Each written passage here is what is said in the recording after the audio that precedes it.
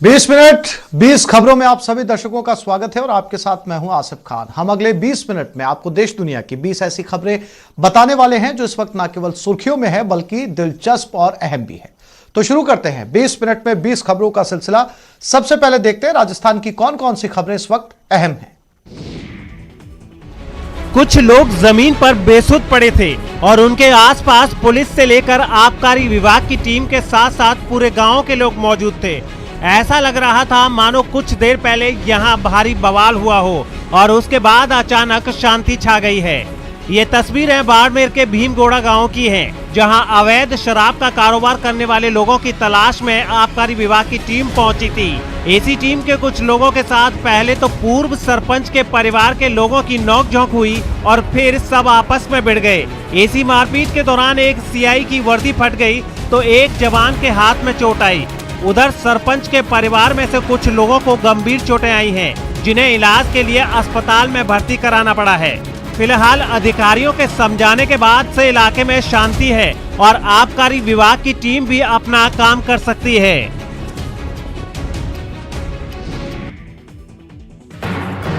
न कोई मुकदमा न कोई बहस, फैसला एक तरफा ऑन द स्पॉट। जो भी मौके पर मौजूद है सबको हक है इन दोनों को जी भर धोने का। और यही हुआ जोधपुर के चौपासनी हाउसिंग बोर्ड थाना इलाके के सेक्टर 16 में। बुधवार को दो लोगों को कुछ लोगों ने कथित तौर पर पर्स चोरी करने के आरोप में पकड़ा और फिर शुरू हो गए सब के सब। किसी ने थप्पड़ मारे तो किसी ने घूसे। हाथ थक गए तो पैरों से ठोकर मारने से भी बाज नहीं आए। दोनों चिल्लाते रहे, वो चोर नहीं, वो चोर नहीं। लेकिन गुस्से में पागल हुई भीड़ इन दोनों को तब तक पीटती रही जब तक कि वो थक नहीं गए। बाद में पुलिस दोनों को भीड़ के चुंगल से बाहर निकाल ले गई। चूरू पुलिस ने बुधवार को अंतर्राज्यीय साइबर ठग गिरोह का पर्दाफाश कर उसके 10 सदस्यों को गिरफ्तार कर लिया है। इस गिरोह पर आरोप है कि ये फर्जी कॉल सेंटर के जरिए फर्जी बैंक अधिकारी बनकर लोगों को ठगी का शिकार बनाते थे। पुलिस ने इनके पास से 27 mobile, 40 SIM card, 19 debit card, 4 chequebook, 4,03,000 रुपए कैश और 2 गाड़ियां जब्त की हैं। पुलिस के मुताबिक उन्हें गुप्त सूत्रों से जानकारी मिली थी कि एक ठग गिरोह ठगी करने की फिराक में है और उसी जानकारी के आधार पर पुलिस ने जाल बिछाकर इन्हें अलग अलग ठिकानों से गिरफ्तार कर लिया। खास बात यह है कि गिरफ्तार किए हुए सभी लोग दिल्ली और गुड़गांव के रहने वाले हैं। काफी समय से जिले में साइबर अपराध बढ़ रहे थे, जिस पर श्रीमान एसपी साहब के निर्देशानुसार इस विषय पर कार्य किया गया। आज 10 साइबर अपराधियों को गिरफ्तार किया गया है, जिनके कब्जा से 27 mobile, 40 SIM card, 19 debit card, 4 chequebook और 4 लाख रुपए कैश बरामद किए गए। 2 गाड़ियां बरामद की गई है, जिनके खिलाफ मुकदमा दर्ज कर लिया गया है और आगे का अनुसंधान किया जा रहा है। जिन जिन लोगों के साथ में फ्रॉड हुआ है उनके खुलने की संभावना। जयपुर पुलिस की गिरफ्त में आए इन दोनों को सुपर चोर कहें तो कोई अतिशयोक्ति नहीं होगी, क्योंकि इन दोनों के खिलाफ 1-2 नहीं 4 राज्यों में 71 केस दर्ज हैं और इन पर 150 से ज्यादा चोरी के आरोप हैं। आदर्श नगर थाना पुलिस की गिरफ्त में आए इन चोरों ने 1994 में लोहे के ढक्कन चुराने से चोरी के सिलसिले की शुरुआत की थी, जो 17 जनवरी को राजा पार्क इलाके में 2 मोबाइल स्टोर में चोरी की वारदात तक जारी थी। इन दोनों में से एक यूपी और एक दिल्ली का रहने वाला है। पुलिस ने इनके पास से 25 Android mobile phone, 2 portable speaker, 10 wireless headphone, 11,000 रुपए कैश और एक लग्जरी कार भी बरामद की है। इन्होंने रात को शटर तोड़कर 25 mobile, Android mobile, speaker, headphone, cash, जो कि लगभग पूरी एक्सेसरीज और मोबाइल की कीमत 3 लाख के आसपास है, उसकी चोरी की वारदात की। साथ के साथ उन्होंने देखा कि इसमें दुकान में सीसीटीवी लगा हुआ है, तो ये लोग इतने शातिर हैं कि ये सीसीटीवी का डीवीआर भी निकाल कर ले। काले कपड़ों और मास्क से चेहरे को छुपाए चारों आरोपी अब जेल की सलाखों के पीछे पहुंच गए हैं। इन चारों के पास से 3 लाख के जेवर और करीब 60,000 कैश बरामद किया गया है। आपको बता दें कि ये चारों वही लोग हैं जिन पर उनियारा में बुजुर्ग दंपत्ति के साथ हाथ पैर बांधकर लूट करने का आरोप लगा है। इन लोगों ने उनियारा के वार्ड नंबर 17 बाईजी के मंदिर के पास कुछ दिन पहले दुकानदार इंद्र मोहन जैन और उनकी पत्नी गायत्री देवी के हाथ पैर बांधकर और मुंह में टेप चिपकाकर लाखों रुपए के जेवर और नकदी चुरा लिए थे। हालांकि पुलिस ने मुस्तैदी दिखाते हुए 5 में से 4 आरोपी को जल्द ही गिरफ्तार कर लिया और अब ये जेल की सलाखों के पीछे पहुँच गए हैं। अलवर में आरएलपी सांसद हनुमान बेनीवाल के कुछ समर्थकों पर वहां के एक टोल प्लाजा पर तोड़फोड़ और कर्मचारियों से बदसलूकी करने का आरोप लगा। घटना तब हुई जब सांसद का काफिला जयपुर से दिल्ली की तरफ आ रहा था, जिसमें 8 से 10 गाड़ियां शामिल थी। घटना की जो तस्वीरें सामने आई उनमें एक तस्वीर में शाहजहांपुर टोल प्लाजा के बूथ नंबर 4 से हनुमान बेनीवाल की कार निकलती दिखाई दी, लेकिन काफिले में शामिल दूसरी गाड़ियों के निकलने से पहले ही टोल प्लाजा का बैरियर गिर गया, जिससे उनके समर्थक भड़क गए। इसके बाद तो उन्होंने आओ देखा ना ताओ टोल प्लाजा पर चढ़ाई कर दी। कई समर्थक वहां मौजूद कर्मचारियों के साथ बदसलूकी करने लगे, जबकि कुछ लोगों ने टोल प्लाजा पर लगे बैरियर को ही तोड़ दिया। और मेरे जितने भी कर्मचारी खड़े थे उनके साथ गाली गलौज किया है और जो बूम बैरियर लाइनों में लगे थे उनको तोड़ ताड़ दिया है। बवाल बढ़ा तो हनुमान बेनीवाल भी अपने सुरक्षा कर्मियों के साथ वहां पहुंच गए और उन्होंने हंगामा कर रहे लोगों को समझा बुझाकर मामला शांत करा दिया। बेनीवाल जी क्या मामला हो गया? क्या मामला? इस घटना की वजह से टोल प्लाजा पर थोड़ी देर तक अफरा तफरी का माहौल बना रहा। हालांकि बाद में हनुमान बेनीवाल अपने समर्थकों के साथ वहां से चले गए।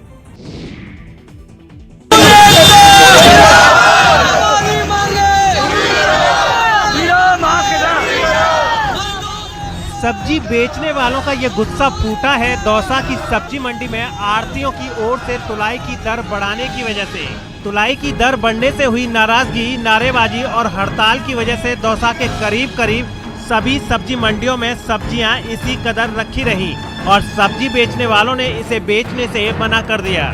दरअसल दौसा की थोक मंडियों में सब्जी तुलाई की दरें बढ़ा दी गई हैं और रिटेल में सब्जी बेचने वालों का कहना है कि ऐसा होने से उन्हें नुकसान उठाना पड़ेगा। लिहाजा जब तक तुलाई की बढ़ी हुई दरें वापस नहीं ली जाएंगी तब तक सब्जी नहीं बेची जाएगी। पहले 2 रुपए प्रति नग तुलाई के लेते थे और अचानक इन्होंने कल से 5 रुपए कर दिया। किन्होंने?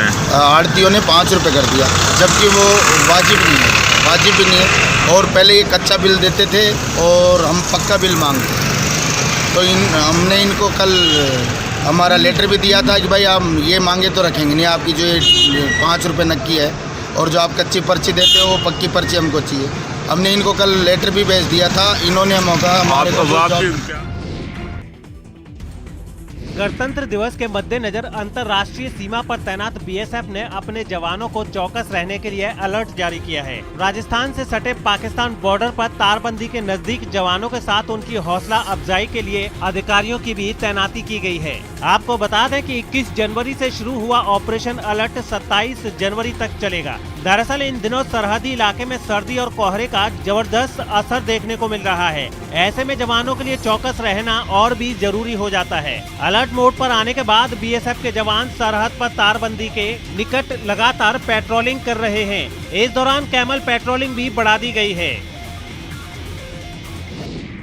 सवाई माधोपुर से चौंकाने वाला एक वीडियो सामने आया जिसमें 2 बाघिन इलाके पर कब्जे के लिए आपस में भिड़ गए। इस घटना के बाद वन विभाग ने उन पर निगरानी बढ़ा दी।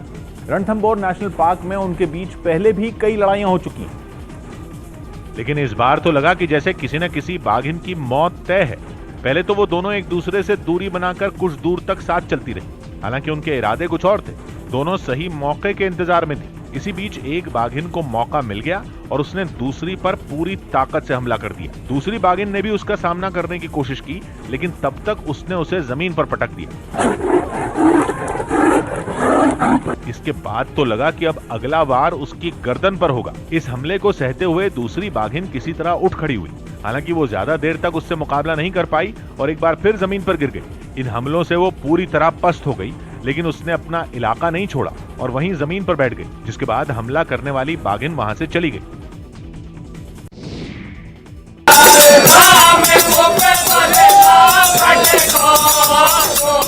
ये दंगल है। हाँ, ये अलग बात है कि इस दंगल में कुश्ती के दाव पेच नहीं, यहाँ तो नगाड़े बज रहे हैं और लोग पंचम सुर में गा रहे हैं। हर साल की तरह इस साल भी टोडा भीम के बड़ापुर जिंसीकापुरा में 1 दिवसीय कन्हैया दंगल का आयोजन किया गया। इस कन्हैया दंगल में टोडा भीम इलाके की राणोली और मानोस गांव की कन्हैया पार्टी, दौसा के नंदरी और गैरोटा पार्टी ने भाग लिया।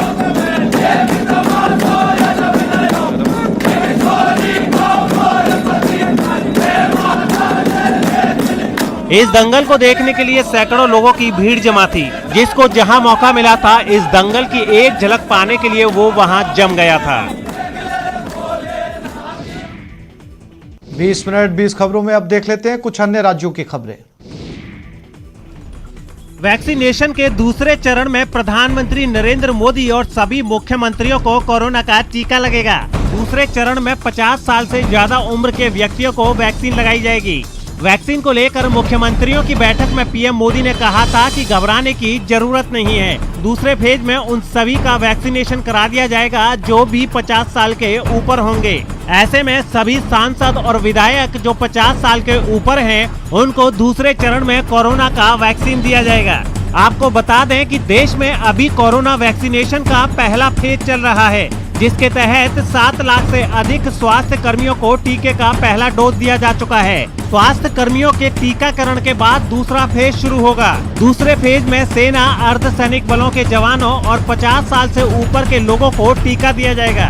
हालांकि अभी क्लियर नहीं है कि दूसरा फेज कब से शुरू होगा, लेकिन दूसरे फेज की गाइडलाइंस तय हैं। इस फेज में ही प्रधानमंत्री नरेंद्र मोदी समेत अधिकांश राज्यों के मुख्यमंत्रियों, राज्यपालों समेत कई वीवीआईपी को टीका लगेगा, क्योंकि सबकी उम्र 50 साल से ज्यादा है। दिल्ली के इंदिरा गांधी इंटरनेशनल एयरपोर्ट पर लोगों से सोशल डिस्टेंसिंग का पालन करवाने के लिए खास तरह के सेंसर लगाए गए।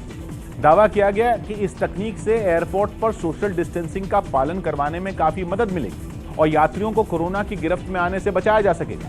ये सेंसर एयरपोर्ट की छतों पर उन सभी जगहों पर लगाए गए जहां ज्यादा संख्या में लोग मौजूद होते हैं। सोशल डिस्टेंसिंग की अनदेखी होते ही ये वहां बनाए गए कंट्रोल रूम को सिग्नल भेजकर अलर्ट कर देंगे, जिसके बाद वहां तैनात सुरक्षा कर्मी लोगों से जरूरी दूरी का पालन करवाने में जुट जाएंगे। दिल्ली के अंतर्राष्ट्रीय हवाई अड्डे पर है और यहाँ पर जो एक सेंसर लगाया गया है, आप देख सकते हैं कि ये सेंसर जो है ये अलर्ट करता है स्टाफ को कि किस जगह पर ज़्यादा भीड़ है और सोशल डिस्टेंसिंग का पालन नहीं हो रहा है।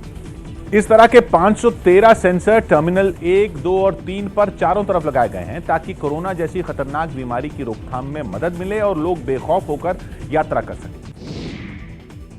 भारत ने अपने पड़ोसी धर्म का पालन करते हुए 6 देशों को कोरोना वैक्सीन की पहली खेप भेजी। भारत में वैक्सीनेशन की शुरुआत हो चुकी है और दुनिया के कई देश भारत में तैयार वैक्सीन के लिए उम्मीद लगाए बैठे हैं, लेकिन भारत की तरफ से सबसे पहले अपने पड़ोसी देशों को वैक्सीन की खेप भेजी। भूटान, मालदीव और नेपाल समेत 6 देशों को वैक्सीन की ये खेप उपहार के तौर पर दी गई, यानी इस खेप के बदले भारत सरकार अपने पड़ोसी देशों से पैसे नहीं लेगी। पड़ोसी देशों को मुफ्त में वैक्सीन उपलब्ध कराकर भारत ने यह संदेश देने की कोशिश की है कि जिस तरह से कोरोना काल में दुनिया को दवाइयों की आपूर्ति भारत ने कराई है, उसी तरह से वैक्सीन की आपूर्ति भी आने वाले दिनों में भारत पड़ोसी देशों के साथ साथ दुनिया को भी कराएगा। मुंबई के छत्रपति शिवाजी महाराज इंटरनेशनल एयरपोर्ट से वैक्सीन की पहली खेप भूटान और मालदीव भी भेजी गई। पुणे के सीरम इंस्टीट्यूट में बनी ये वही वैक्सीन है जो देश में कोरोना योद्धाओं को लगाई जा रही है। वैक्सीन के हर बॉक्स पर भारत का झंडा बना दिखा और साथ ही ये लिखा नजर आया कि भारत के लोगों और सरकार की तरफ से उपहार। भारत विश्व गुरु है, उसी पथ पर आगे बढ़ रहा है, तो अपने लोगों की भी चिंता करेंगे और पूरे विश्व का कल्याण हो। भारत में बनी वैक्सीन को हासिल करने वाला पहला देश भूटान है, जिसे 50,000 वैक्सीन भेजी गई हैं, जबकि मालदीव को 1 लाख वैक्सीन भेजी गई। पश्चिम बंगाल में चुनाव करीब आते ही नेताओं की बदजबानी शुरू हो गई। टीएमसी के नेता मदन मित्रा ने एक रैली के दौरान एक दिन पहले एक विवादास्पद बयान दिया था, जिस पर सियासत तेज हो गई। मदन मित्रा ने यह बयान हावड़ा की रैली में दिया था। सुनो बीजेपी वालों, दूध मांगो तो खीर देंगे, अगर बंगाल मांगो तो छीड़ देंगे।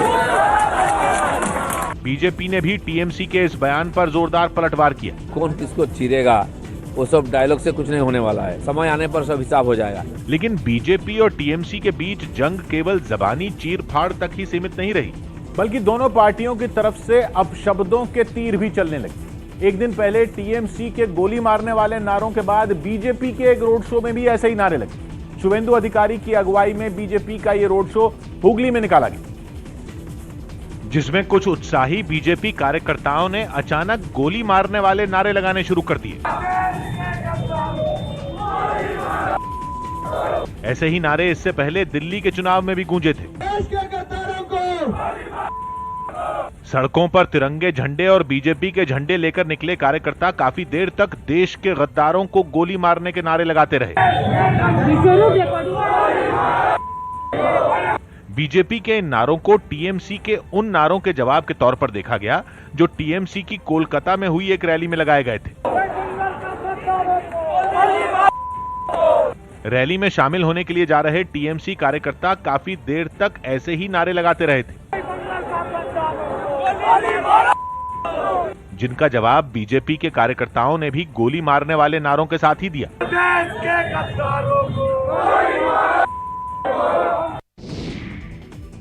हुगली में निकला बीजेपी का रोड शो चुनाव से पहले शक्ति प्रदर्शन के तौर पर देखा गया, जिसकी अगुवाई शुभेंदु अधिकारी ने की। शुभेंदु के साथ रोड शो में लॉकेट चटर्जी और अर्जुन सिंह भी मौजूद रहे। हुगली की संकरी गलियों से बीजेपी ने लंबा रोड शो निकाला और शुभेंदु समेत बीजेपी के तमाम बड़े नेता एक ट्रक में सवार हो गए। आगे और पीछे लंबी भीड़ चलती रही जो लगातार नारेबाजी करती रही। गलियों में दोनों तरफ रोड शो देखने के लिए भी आम लोगों की भीड़ जमा हो गई। लोग अपने घरों की बालकनी और छतों तक पर रोड शो देखने के लिए जुट गए। खुद शुभेंदु अधिकारी बीच बीच में नारे लगवाते रहे।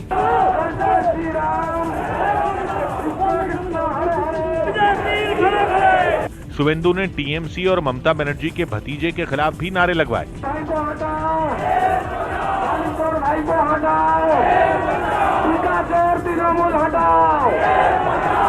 शुभेंदु ने रोड शो के दौरान ममता बनर्जी और टीएमसी पर तीखे हमले किए। टीएमसी प्राइवेट लिमिटेड कंपनी इस बार जाने वाला है।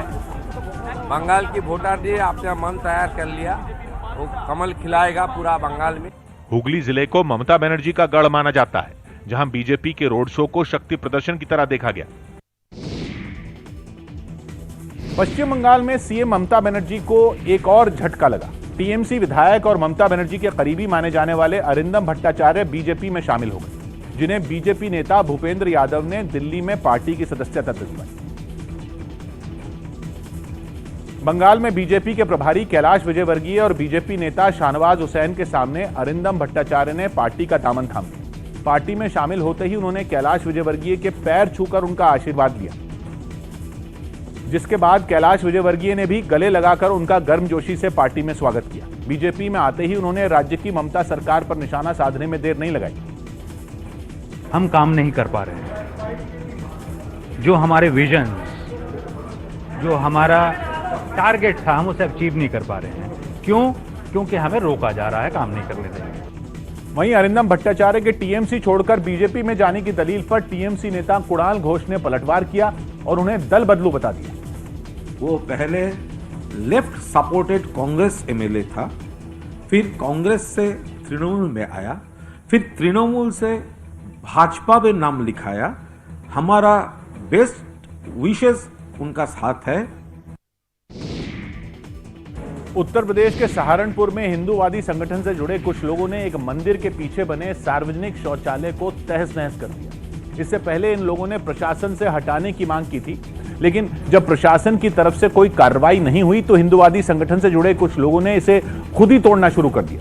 मंदिर के पीछे और बस अड्डे के नजदीक बने इस सार्वजनिक शौचालय को तोड़ने के लिए कई लोग लोहे के पाइप लेकर उस पर टूट पड़े। एक आदमी तो पत्थर लेकर उसे तोड़ने में जुट गया, जबकि कुछ लोग एक गेट को उखाड़ने लगे।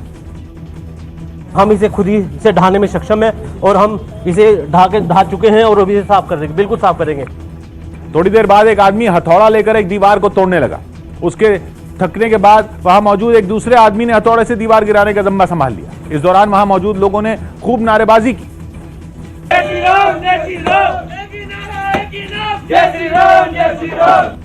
मंदिर के पास मौजूद इस सार्वजनिक शौचालय को हटाने के लिए उन लोगों ने वहां काफी देर तक उत्पात मचाया। 20 मिनट 20 खबरों में अब देखते हैं अंतर्राष्ट्रीय जगत की कुछ खबरें।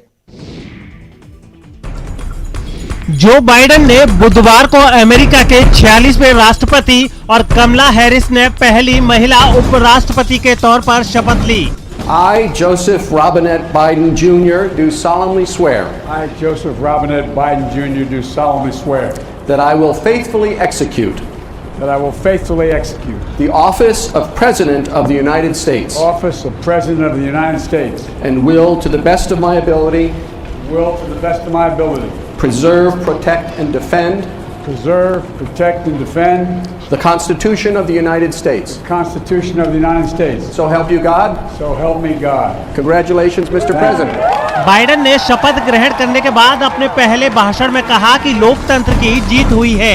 उन्होंने कहा कि आज का दिन अमेरिका का है, ये लोकतंत्र का दिन है, ये इतिहास और आशा का दिन है। बाइडेन ने ये भी कहा कि आज हम एक उम्मीदवार की जीत का नहीं बल्कि एक उद्देश्य की, लोकतंत्र के उद्देश्य की जीत का उत्सव मना रहे हैं। देश के नए राष्ट्रपति ने कहा कि जनता की इच्छाओं को सुना और समझा गया है। उन्होंने कहा कि श्वेतों को श्रेष्ठ मानने की मानसिकता घरेलू आतंकवाद को हराएंगे। मैं चाहता हूं कि प्रत्येक अमेरिकी हमारी इस लड़ाई में शामिल हो। कामकाज संभालते ही बाइडेन ने पूर्व राष्ट्रपति डोनाल्ड ट्रंप के उन सभी फैसलों को पलट दिया है जिन पर अमेरिका में असहमति थी और उन फैसलों को रद्द करने की मांग अमेरिका में काफी दिनों से हो रही थी। जो बाइडेन ने राष्ट्रपति बनते ही पहले दिन 7 मुस्लिम देशों पर लगा ट्रैवल बैन हटा दिया। साथ ही अमेरिका में हर व्यक्ति को महामारी के दौरान मास्क लगाना जरूरी कर दिया। इसके अलावा बाइडेन ने विश्व स्वास्थ्य संगठन से भी हटने के फैसले पर रोक लगा दी। इसके साथ ही अमेरिका का पेरिस समझौते में वापसी का रास्ता भी साफ कर दिया। इतना ही नहीं, बाइडेन ने मैक्सिको बॉर्डर की फंडिंग पर भी रोक लगा दी है। ट्रंप ने मैक्सिको से आने वाले प्रवासियों को देखते हुए दीवार बनाए जाने को नेशनल इमरजेंसी बताया था।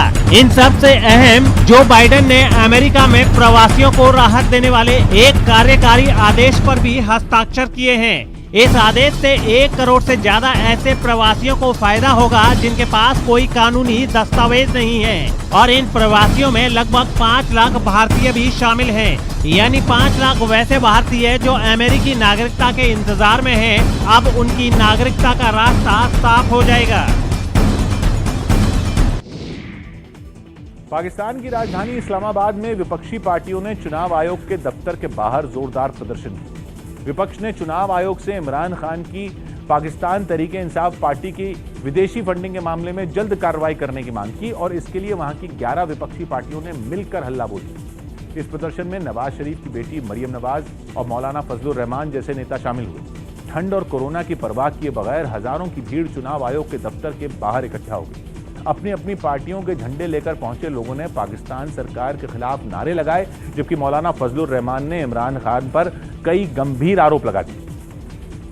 झूठ बोला है, इन्होंने पैसे छुपाए हैं। इसके बाद मरियम नवाज ने मोर्चा संभाला और उन्होंने विदेशी फंडिंग के मामले को हवा देते हुए चुनाव आयोग की मंशा पर ही सवाल खड़े कर दिए।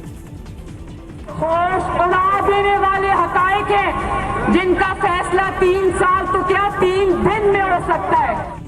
इमरान की पाकिस्तान तहरीक इंसाफ पार्टी के खिलाफ यह मामला 2014 में दर्ज किया गया था, जिसमें आरोप लगाया गया कि नियमों की अनदेखी कर इमरान खान की पार्टी को विदेशों से पैसे मिले। मंडावा बॉलीवुड का फेवरेट शहर, शूटिंग की पहली पसंद। यहां एक नहीं सैकड़ों फिल्मों की शूटिंग अब तक हो चुकी है। एक ऐसा शहर जिसे एक्टरों का शहर कहा जाता है और इसकी वजह है इस शहर में शायद ही कोई ऐसा शख्स हो जिसने किसी न किसी फिल्म में छोटा मोटा रोल ना किया हो और एक बार फिर यहां शूटिंग का दौर लौट आया है। लाइट, कैमरा और एक्शन का शहर, बॉलीवुड का सबसे फेवरेट शहर, एक्टरों का शहर मंडावा। झुंझुनू का एक ऐसा कस्बा जिसे हम एक्ट्रो वाला भी कस्बा कहते हैं। ये झुंझुनू का मंडावा कस्बा है जो एक्ट्रो वाला कस्बे के नाम से मशहूर है। यहाँ पर साल में सैकड़ों की संख्या में फिल्मों की शूटिंग हुई है। यहाँ पर पीके से लेके बजरंगी भाईजान तक की यहाँ पर शूटिंग हुई है और लगातार चाहे विज्ञापन की शूटिंग हो चाहे फिल्मों की शूटिंग हो, मंडावा कस्बा बॉलीवुड के लिए काफ़ी पसंदीदा बना हुआ है। जी हाँ, मंडावा शहर भारत का ऐसा शहर है जहां अक्सर फिल्मों की शूटिंग होती ही रहती है। लाइट, कैमरा और एक्शन यहां के लोगों के लिए न तो नए हैं और न ही हैरत पैदा करते हैं। इस शहर में बॉलीवुड के कई सुपरस्टार शूटिंग के लिए आ चुके हैं। इन एक्टरों की लिस्ट इतनी लंबी है कि इस शहर को देखने का मन करने लगता है। मंडावा में फिल्म गुलामी से हुई शूटिंग की शुरुआत, फिर मंडावा में कच्चे धागे की शूटिंग हुई। कोई मेरे दिल से पूछे, जब वी मेट, लव आजकल, Z+, शुद्ध देसी रोमांस की भी शूटिंग यहीं हुई थी। आमिर खान की पीके फिल्म की शूटिंग भी मंडावा में हुई थी। सलमान खान की फिल्म बजरंगी भाईजान की भी शूटिंग मंडावा में ही हुई थी। पूरे बॉलीवुड के अंदर मंडावा छाया हुआ है। जब से 1990 में यहाँ पे कच्चे धागा निर्माण हुई है, तभी से कच्चे धागा के जो यहाँ के एक्टर अजय देवगन है, उन्होंने काफ़ी ज़्यादा मंडावा को फेमस कर दिया। उसके बाद धीरे धीरे काफ़ी सुप्रसिद्ध पिक्चरें यहाँ पर फिल्म हुई है। दरअसल मंडावा की सबसे खूबसूरत बात यह है कि यहाँ भारत की संस्कृति की झलक मिलती है। यहाँ के घरों की दीवारों में बेहद खूबसूरत पेंटिंग देखने को मिलती है। बड़ी बड़ी हवेलियां यहाँ के रजवाड़ों और राजस्थानी सुंदरता को दर्शाती है। मंडावा को दुनिया की सबसे बड़ी ओपन आर्ट गैलरी भी कहा जाता है। यहाँ हवेलियों, दीवारों पर बनी पेंटिंग्स दुनिया भर के पर्यटकों को आकर्षित करती है। इन्हीं खूबियों की वजह से मंडावा बॉलीवुड के पसंदीदा डेस्टिनेशन में से एक है। मंडावा फिल्मों की शूटिंग के लिए अति उत्तम स्थान माना जा रहा है। पूरे हिंदुस्तान में इस बात की चर्चा सामान्यतः होती रहती है कि मंडावा एक फिल्म सिटी के माफिक नया उभरता हुआ केंद्र है। सेटअप का कॉस्ट नहीं लगता है यहाँ पे। जब आप बड़ी फिल्में बनाते हैं तो आपको सेटअप लगाना पड़ता है। यहाँ पे ऑलरेडी इतनी हवेलियाँ हैं जिसको देख के सेटअप का करना ही नहीं पड़ता कुछ, तो उसका खर्चा बच जाता है। यहाँ की हवेलियाँ आकर्षित करती है, इसलिए लगातार यहाँ पर फिल्म की शूटिंग चलती है। कहते हैं कि 1980 में सबसे पहले फिल्म की शूटिंग मंडावा में हुई थी और इसके बाद ये लगातार सिलसिला जारी है। कैमरा पर्सन मोहसिन के साथ इम्तियाज भाटी, न्यूज़ 18 झुंझुनू। तो इस बुलेटिन में फिलहाल इतना ही। नमस्कार।